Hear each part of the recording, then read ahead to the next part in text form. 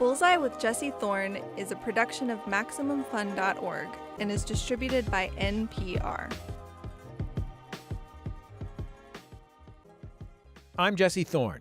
It's Bullseye.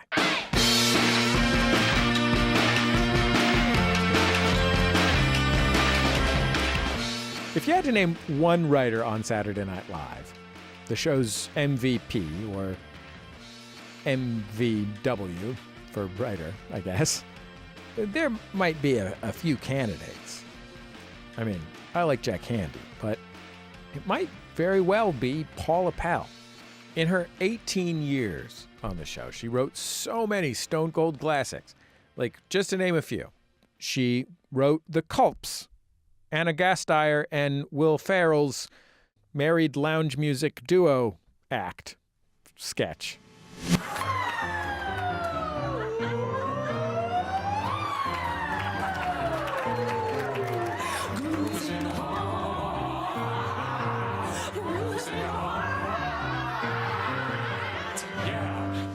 She wrote the Spartan Cheerleaders. R-O-W-D-I-E, that's the way we spell rowdy, rowdy. Let's get rowdy. Woo! R-O-W-D-I-E. Woo! Sports spirit! Sports spirit! Woo! And it goes on and on and on. Omeletteville and Tony Bennett, Homicide. She's written for 30 Rock, the Oscars, the Golden Globes. She's had roles on Parks and Rec, Big Mouth, and most recently, the NBC show AP Bio. On that show, she plays Helen, a high school administrator who is overflowing with school spirit and also has a drawer full of hair. Her newest movie is kind of a Saturday Night Live reunion. It's called Wine Country. Along with Paula, it stars Amy Poehler, Tina Fey. My script says Don Pardo voice, but I don't have an impression. Maya Rudolph, Rachel Dratch, Anna Gasteyer. It tells the story of a group of friends who take a girls' trip to the Napa Valley for a weekend of wine and relaxation in celebration of one of their 50th birthdays. The group became lifelong friends during their stint working at a pizza place in Chicago, but people moved and got married and grew apart. And Wine Country is about how we tend to those friendships, even when life gets in the way. In this clip, Paula, who plays Val, is having a heart-to-heart with Rachel Dratch's character, Rebecca. Val is worried that she just blew a chance to ask out a bartender. Here's the last thing I sent to her. I have vintage jade earrings at my store. Would love to send them to you. So dumb. She's jade. You know, she's got like a million jade things. I made a mistake. She's too young for me. Val, may I offer you some feedback? Go for it. Okay, I mean, when it comes to age, the number itself truly doesn't matter. I wish Abby could understand this, because she's coming at me like, you're 50, you're 50, you're 50. It's like, what matters is how you feel inside. So, with all that in mind, what would you say your soul's age is? I'd say like 12. I mean, maybe a little older, probably old enough to drink and bone. Maybe 18 and a half. Almost out of the house. Don't have my own car yet, but I have a bike.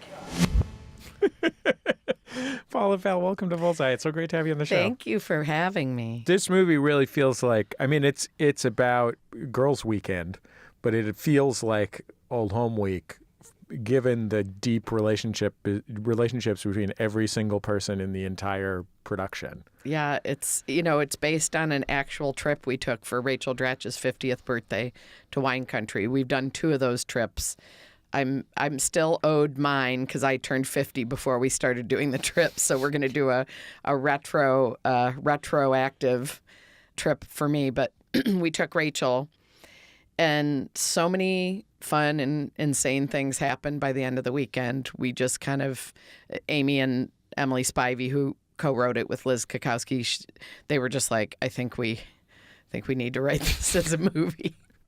What was one real thing that really happened on Oh, there's so many trip? real things. Maya got bit, but not by a snake. She got bitten by a black widow spider. Oh, wow. While she was getting a massage. Oh, jeez. And the person was like, I think that was a black widow. Like, they thought maybe it was a black widow. And we all came out like super relaxed from our little services we ordered with our robes on, smelling like lavender. And she looked like she was about to die because she thought she was about to die. The other thing that definitely happened was the night before the actual trip, I went to the Hustler store in Santa Monica in West Hollywood and purchased everyone a very high-end dildo. They were actually all vibrators, but sort of phallic vibrators. So do what you want with them. You know what? It's a closed door. Just do what you want. It's America. But I bought so many of them for such high prices. I mean, these were well over $100 a piece. The really cool girl behind the counter started looking really sad for me. She said, "Could I give you my employee discount?" And she gave it to me. So I saved hundreds of dollars on that bouquet of. Can I say on here? I mean, probably not. We'll have to ask All a man right. at NPR. A nice man at NPR will tell us. Oh, God. Hi, Mom. I hope you're listening. Well, welcome to NPR. I'm Jesse Thorn. My guest is Paula Pell. Hi. Tell me a little bit about where you grew up.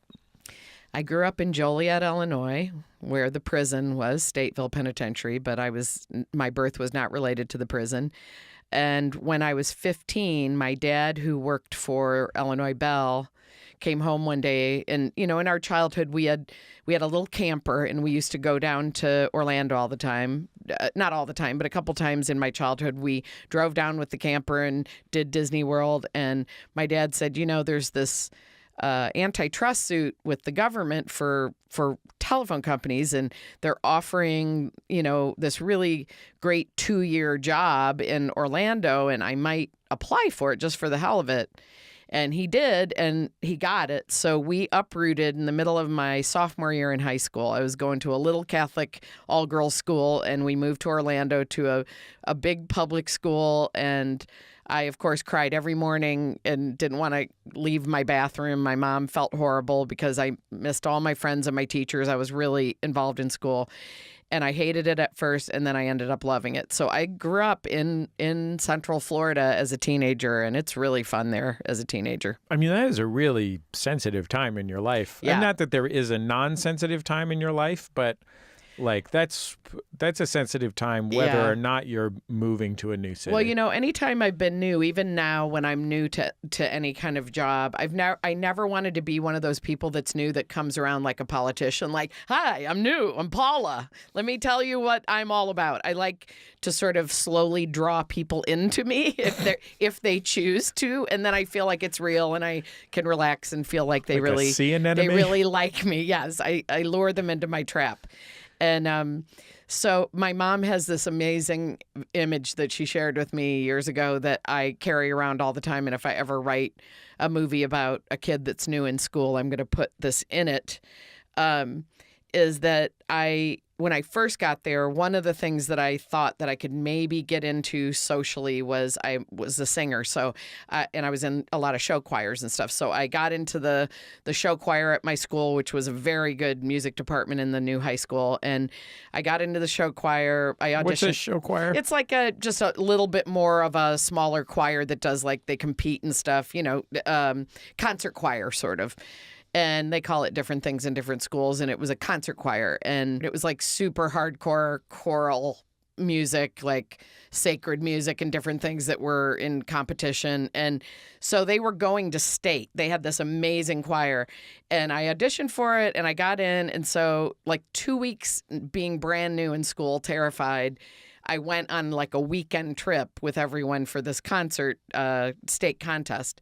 And my mom took me to the parking lot of my high school in the dark at like 5 a.m. and the bus was all lit. So it was just this very cinematic thing of this lit bus with people sitting in it. And she just watched me get out with my little duffel bag. And I went in and just watching me kind of go through trying to find a seat and not know anyone. And everyone's kind of like, gaming seats and nobody wants to invite me. And I got like towards the end of the bus and she said she sat for an hour in her car and cried because she was like, "I've ruined my daughter's life." But it all worked out. I wonder if when you went to high school in Orlando, you had a pumped up version of the plan that many people concoct between middle school and high school. Like, you got to be on what kind of person they're going to be for the new people that they're going to this new school with. Well, I went to a club night. My turning point was one night on about 8 months in. I went to like a club night at the gym. Not a club as in terms of, booze and Coke and, a club night. No, it was you sign up Grace Jones was there. Grace Jones was there on a horse. No pants. The horse had pants on, but not her. Majestic breastplate she was wearing. No, could it have been solid gold? Seems like too much gold. Must have been gold plated. Oh my God, that video I just saw of Grace Jones strutting around in her heels at 71. That's my spirit animal right there. No, I went to a club night and they had all these clubs and different groups you could either sign up for, or you could kind of audition for and everything. And I got in this club called Kiettes, which was like the Key Club and the Kiettes. And I just got up and kind of I'm not a stand-up at all, but I kind of got up and just talked about myself and did a bunch of shtick and probably made fun of my weight and all sorts of that immediately gets people to immediately love you. It's the way in. And they were just laughing. And then, I got in and it became sort of my little social circle. And then the choir became my social circle. And then I really enjoyed the rest of my time. Did you know at the time that you were romantically interested in women? I actually, growing up, I used to draw women a lot, which always makes me laugh now because back in my early years, there was a thing called, Breck was a big hair product then. Breck was a brand. I don't know if it's even out there anymore. But if it is, please send me some conditioner. But on the back of magazines, they would have these weird like oil paintings, or it wasn't a photo, but it was like a picture, sort of a painting of these beautiful women with their beautiful hair, and it would just be their face and their hair. And I used to love like copying it. I loved copying their face and everything. And then when I was in high school, I would have crushes on my friends, and then my best friend in high school and I were just inseparable. And then we ended up as a couple after high school for kind of most of college. And so it started early, but I didn't really officially come out to anybody really, including SNL. I was there for quite a few years without anyone knowing that.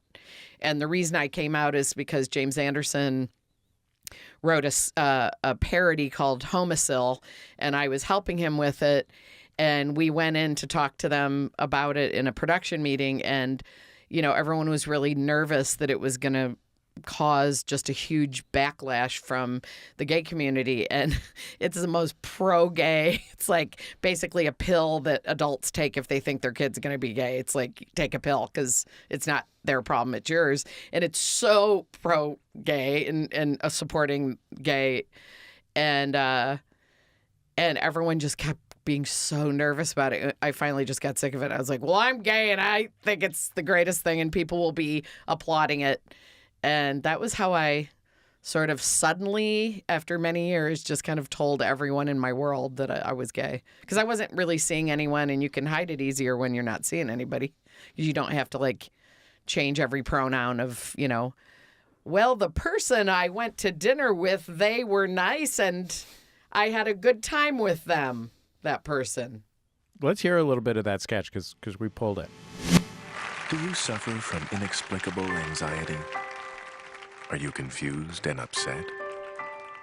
Do you have an overwhelming feeling that you've done something wrong? Hi, Dad. This is called a double Susie. You can't control whether he is or isn't, but you can control how it affects you. Omeletteville can provide relief from parental anxiety disorder. Omeletteville can help.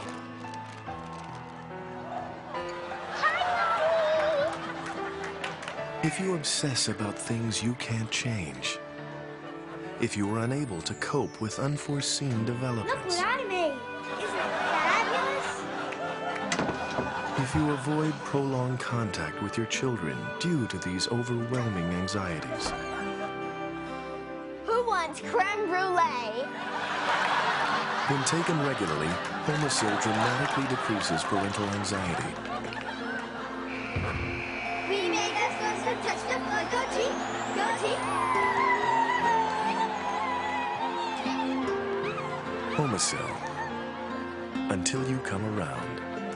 Because it's your problem, not theirs.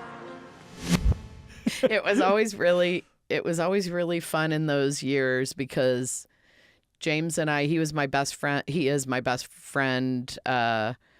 and roommate all through college, and we've known each other since we were teenagers.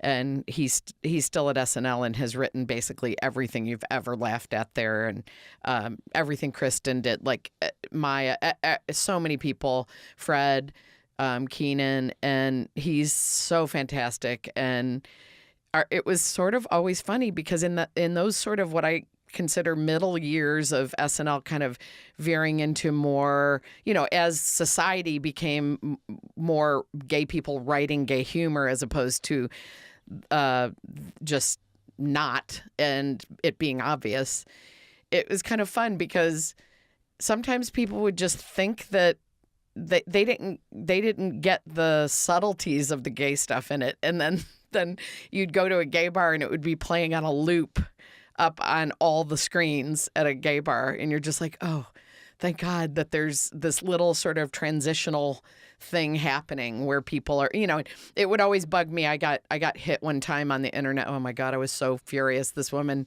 just in the early times of posting comments on sketches and stuff like that in the early internet. I think my Apple computer was like the size of a mini fridge, and this woman just, I wrote a sketch with Ellen Page in it, and it was based on when I was young. I went for 2 years after my first girlfriend and heartbreak and everything. I went for 2 years dating men, and I would go to a concert like the Indigo Girls or Melissa Etheridge or something, and I would come home so jacked up. I was just like, there's just so many, just such a strong energy of women enjoying music, and I was so clearly just like wanting to be back in the home of my heart.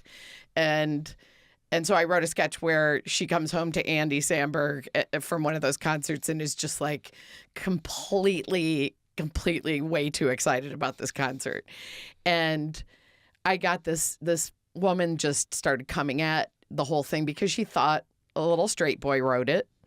And she was just like, I am so sick of like these terrible references and these dated references. And I go, well, I have been here for years. I'm one of the senior writers here and a producer, and I have Indigo Girls cassettes in my car still. So it, because I was like, you're not going to make fun of a real gay person writing references that are real, So come see me, and I'll show you my selection in my car. We pulled some of that sketch as well. We pulled all the stuff that was in your car, Paul. Let's take a listen to Ellen Page from 2008 on Saturday Night Live in a scene with Andy Samberg. And how was the actual concert? Oh, Melissa was insane, and her girlfriend came out and sang something with her, and they showed us slides of their kids, and it was so inspiring. And then the Indigo Girls came out as a surprise, and I was like, ah! Were there any guys there? No.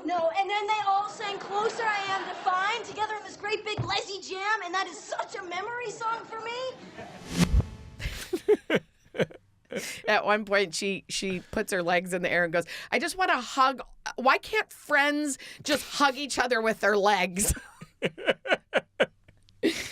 Oh, sometimes you just don't know. You don't know what you love and who you love, and but you're also just pure of heart, so you're just saying it all, That sketch was quite a few years before Ellen Page came out. It was, yeah, it was. And I think it was around when people were sort of torturing her a bit, trying to get her to come out, which is just such a thing, especially when someone's young like that and they're in the public eye. It's just like, hopefully a lot of that has changed to the point where a lot of people now, they have such a huge chain of people ahead of them that have come out. But back then it was just like, I wanted, when I dated guys, I really wanted to have a baby at the time, and I just didn't see any other way than finding some sort of relationship that was maybe, bisexual or something but I knew that I was lesbian and I wanted to just be with women. But I just kind of, I think in my head, just kept thinking, well, there's somewhere I fit in between, and which is certainly where many people are. And that's great. But I wasn't, but I was just kind of like, because there was just no one that would have a baby, no woman that would be gay with another woman and have a baby. It's like, how does that happen? And then people started adopting them and having them, and science, and it's called making a phone call, having people come interview you and wait for a long time, but you can get one. You can do it.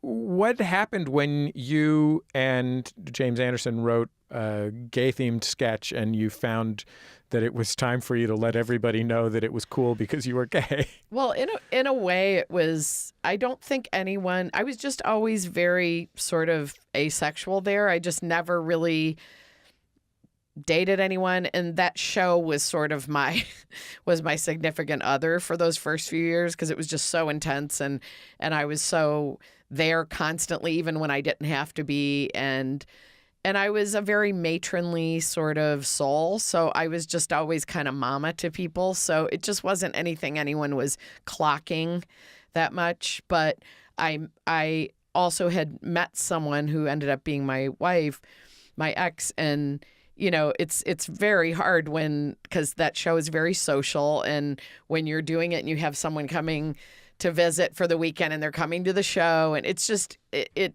just kind of all fell into place. And I don't think I'm sure some people were just really surprised that didn't say that to me, but I didn't have certainly no backlash or anything. It was just kind of a head cock, sort of curious, like, wow, really? It was that kind of thing. Had you really just kind of turned the volume down to 2 on that part of your life because SNL was so... Yeah, and I wasn't ever a dater anyway. I mean, I really, James and I all through college, we sort of kept each other safe from romance. We just slept in the same bed for 5 years and just spooned and adopted a bunch of animals together and sort of created a very deep platonic life together. And so I just never really dated that much, and had my first girlfriend. And then, after that, I just sort of loved having my friends in my life. And of course, the longer you go, the more that kind of floats out to sea, where you just can't even imagine it. You don't even know who the hell who it would be, or, So once I met my girlfriend who became my wife, it was pretty clear that was what I was going to be, how I was going to be living my life, and happily so. And so I got a lot less afraid to be open about it, because it was something real. We'll finish my conversation with Paula Pell after a quick break. She's just now coming into her own as a performer. I'll ask her what she thinks about it. It's Bullseye for MaximumFun.org and NPR. Bullseye is made possible by Airbnb Experiences, who want you to get out of your comfort zone, sword fight with a real samurai, rappel into a private slot canyon, learn the Hollywood art of sound effects. Airbnb Experiences are one-of-a-kind activities hosted by passionate locals in more than 1,000 cities, all vetted for quality and created for the curious. That's you. So put down your phone, get out there, and do something new. Check out airbnb.com/experiences to learn more. Hey, I'm Janet Varney, and like many of you, some more recent than others, I used to be a teenager. In fact, just about all of my friends were too, including wonderful women like Allison Brie. I'm dead center on the balance beam. And this is like a big gym. All the kids' parents are there watching. I have to stop, when you have to pee so bad and you can't even move. And then I just go. I just pee right in the middle of the high balance beam.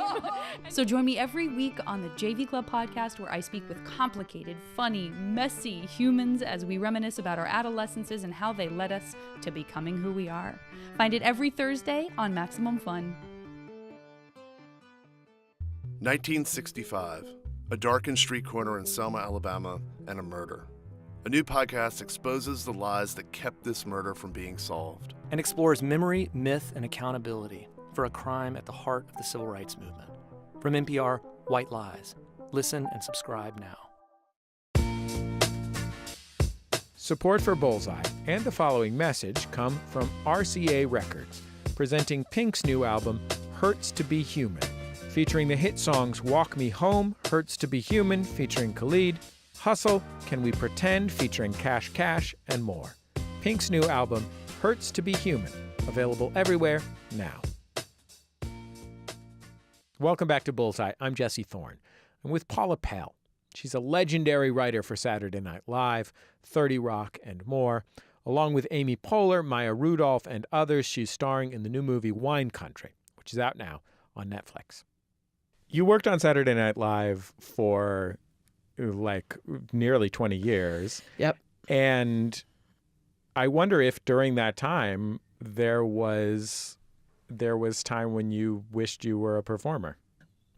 You know, I was such a good kid. I was such a Catholic kid, just, when in school, just tell me what to do and I shall do it. And when I first got there, they said, take off your actor hat.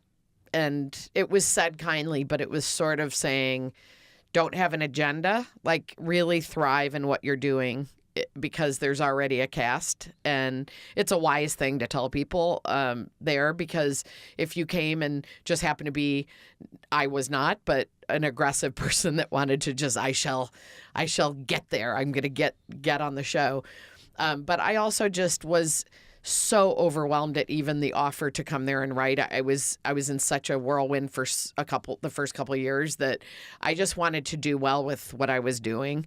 And so I think the times that I most wished that I was part of the cast is when we would do something musical. I used to write a lot of musical things. And if we were rehearsing music and just really laughing and rehearsing, it was always a little sad to go sit back down behind the camera and just kind of watch them rehearse and realize, wow, you're one step disconnected from this that you always did your whole life since you were little. So that part of it was a little hard. But I always was such a character actor and such an old soul that I sort of knew that somewhere along the lines of my life that I would not have to put gray spray in my hair and I would just be one of those. I always used to love Kathy Bates because she started sort of a little bit late in her life, and then she was just this iconic theater person and before she was a TV and movie person, and I used to just want to emulate her because I was like, oh my God, just to feel like yourself and you're a little bit older and then you can play these character roles, and that was my way of sort of justifying my pain of not being an actor.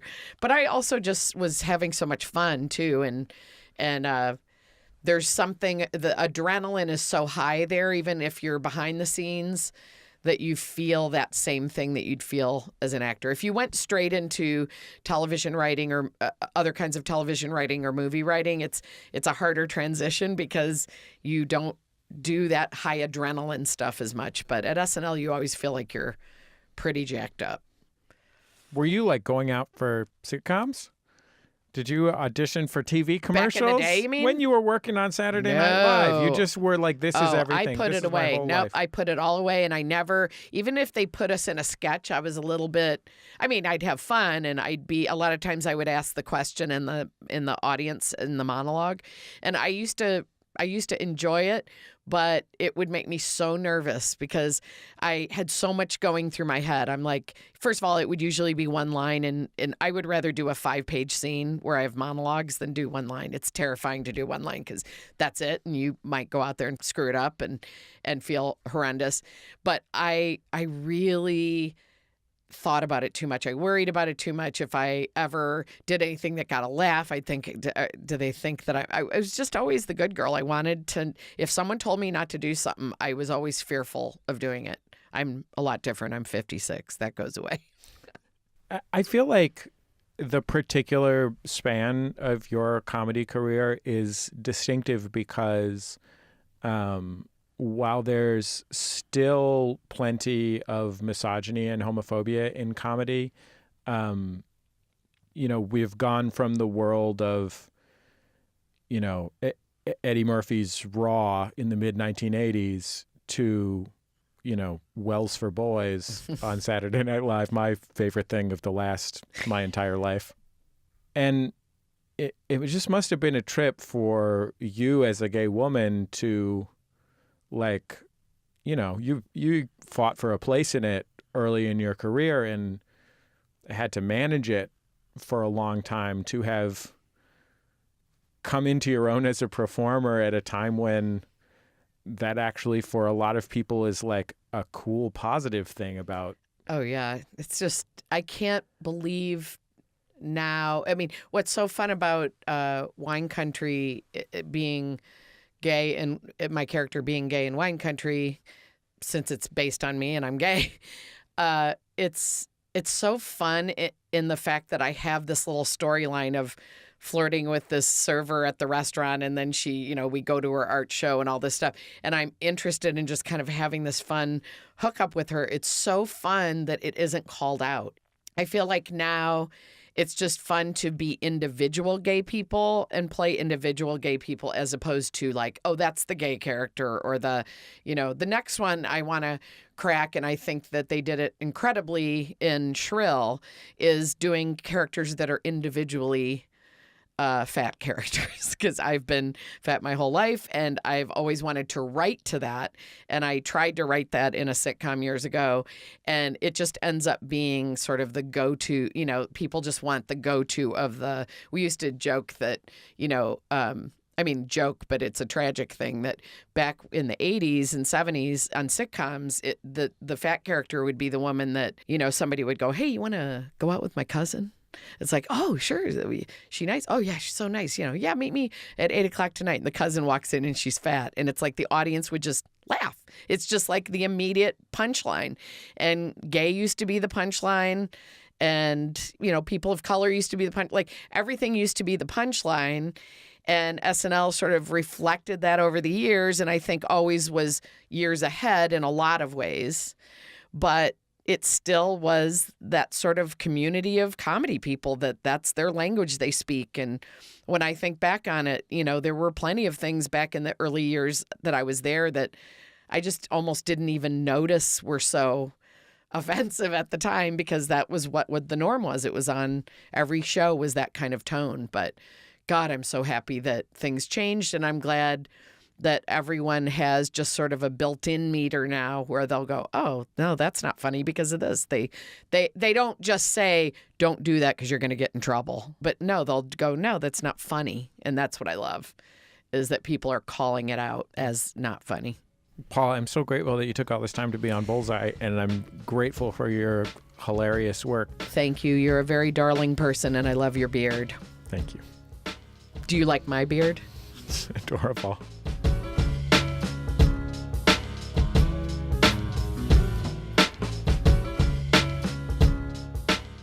Paula Pell, everybody.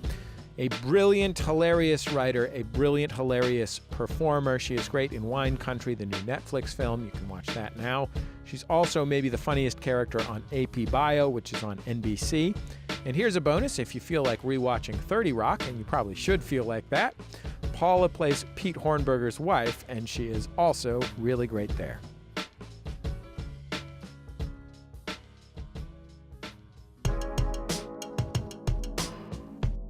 We've come to the end of another episode of Bullseye. Bullseye is recorded at MaximumFun.org World Headquarters overlooking MacArthur Park in beautiful Los Angeles, California, where we saw a beautiful woman in a long flowing dress doing a photo shoot along the edge of the lake.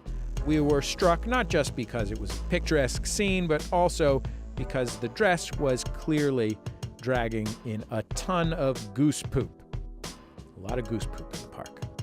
The show is produced by Speaking Into Microphones. Our producer, Kevin Ferguson. Jesus Ambrosio is our associate producer. We have help from Casey O'Brien. Our production fellow is Jordan Cowling. Our interstitial music is by Dan Wally, DJW. Our thanks to him for sharing it with us. There is a collection, a Pay What You Will collection of music from our show on Bandcamp that Dan put up there, so you can go pay Dan something for that music if you like it, you want to keep it. Our theme song is Huddle Formation. It's by the band The Go Team. Our thanks to them and to their label, Memphis Industries. And before you go, there are so many episodes of this show. So many episodes. I've been doing this show for almost 20 years now, since I was 19. And pretty much all those episodes are at MaximumFun.org. Even the time that me and my friends interviewed Dustin Diamond from Saved by the Bell, and he was really rude. Anyway, you can find all those on our website, MaximumFun.org. You can also find this episode, all the interviews on this episode, and other episodes on our YouTube page. Just search for Bullseye with Jesse Thorn. You can find us on Facebook and Twitter at Bullseye on Twitter and Facebook.com/Bullseye with Jesse Thorn. We hope you will like and follow us there. And I guess that's just about it. Just remember, all great radio hosts have a signature sign-off. Bullseye with Jesse Thorn is a production of MaximumFun.org and is distributed by NPR.